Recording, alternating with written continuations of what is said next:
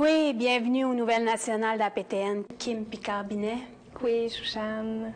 Pourquoi as-tu postulé à cette mise en candidature? En fait, c'est une amie qui m'avait envoyé la mise en candidature que l'OIQ recherchait une collaboratrice ou un collaborateur des Premières Nations concernant la sécurisation culturelle pour l'examen de l'ordre. Donc, c'est sûr que tout ça, en fait, est très nouveau. Là. Ça découle de la tragédie de Joyce Echaquan. Donc, c'est sûr que quand la tragédie s'est produite, j'avais vu les vidéos, j'avais vu les images. C'est sûr que ça m'a vraiment comme choquée. Autant en tant que personne, en tant qu'autochtone, mais aussi en tant qu'infirmière. C'est dur de se dire qu'elle a vécu ce qu'elle a vécu par des professionnels de la santé. Puis, dans le fond, je me suis demandé qu'est-ce que moi, je pourrais faire pour faire une différence, parce que c'est sûr que j'ai la dualité entre être autochtone et aussi être infirmière. Donc, je vivais les deux, puis je me disais que ça n'avait comme aucun bon sens ce qui s'était passé. Donc, c'est sûr que quand j'ai vu l'appel en candidature, je me suis dit que je voulais vraiment postuler parce que je veux pouvoir faire une différence. C'est un petit pas à la fois qui fait qu'il y a des changements qui s'opèrent. Donc, c'est sûr que je voulais le faire autant pour moi, pour ma famille. Je veux le faire pour que mes garçons n'aient pas peur d'aller consulter. Je veux le faire pour que les gens, les Autochtones, puissent aller consulter en ayant confiance et non dans la méfiance. Donc, c'est la raison qui m'a poussée vraiment à poser ma candidature à l'OIQ.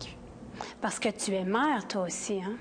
Oui, exactement. J'ai un beau-fils de 13 ans puis un petit garçon de 2 ans. Donc, je veux que mon beau-fils, qui est de Pessamit, qui est sur la Côte-Nord, puisse avoir les mêmes services de soins de santé autant sécuritaires que mon garçon ici, s'il a à consulter dans un établissement de santé. Comment comptes-tu faire ce travail?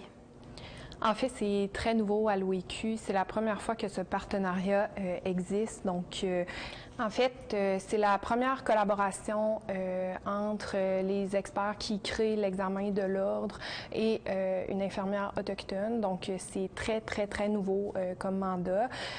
C'est de travailler en collaboration, dans le fond, avec les experts à titre de collaboratrice qui vont créer des questions sur la sécurisation culturelle chez les Premières Nations.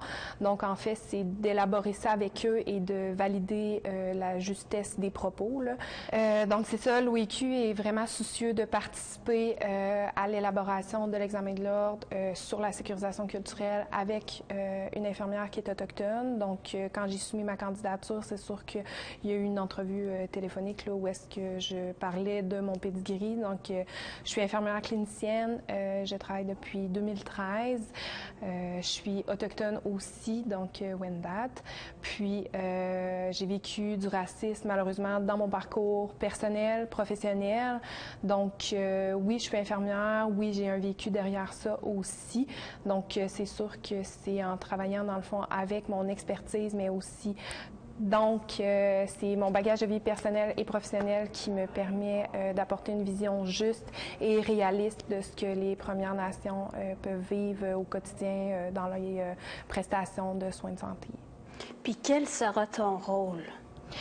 Dans le fond, mon rôle, c'est vraiment collaboratrice, infirmière collaboratrice autochtone à l'élaboration de l'examen de l'ordre concernant la sécurisation culturelle chez les Premières Nations. Donc, pourquoi ça a été créé, ça, en fait, à l'examen de l'ordre? C'est vraiment pour sensibiliser les futures infirmières qui vont être bientôt sur le marché du travail à la sécurisation culturelle. Donc, la sécurisation culturelle, c'est vraiment pour essayer d'empêcher les préjugés, le racisme qui en découle. Donc, avec l'histoire de Joyce Echaquan, l'OIQ a pris position sur le racisme systémique, donc ils l'ont reconnu suite à cette situation-là. Puis, il y a eu des rencontres qui se sont faites préalablement, qui a découlé en fait des recommandations de cette rencontre-là là, à l'amélioration des soins de santé chez les Premières Nations. Puis dans les recommandations, il y avait la sécurisation culturelle à l'examen de l'ordre et c'est maintenant, on en est là aujourd'hui. Ça va commencer en septembre 2022 pour après ça se poursuivre là, dans les futurs examens. Avant de conclure l'entrevue, est-ce que tu aurais un autre commentaire à ajouter, Kim? Bien, honnêtement, je suis quand même très fière que l'Ordre ait reconnu le racisme systémique, puis de leur côté vraiment proactif, donc d'être très sensible à ce qui s'est passé. Là. Il n'y a pas personne qui est formé à l'Ordre pour agir comme les gens ont agi dans cette vidéo-là.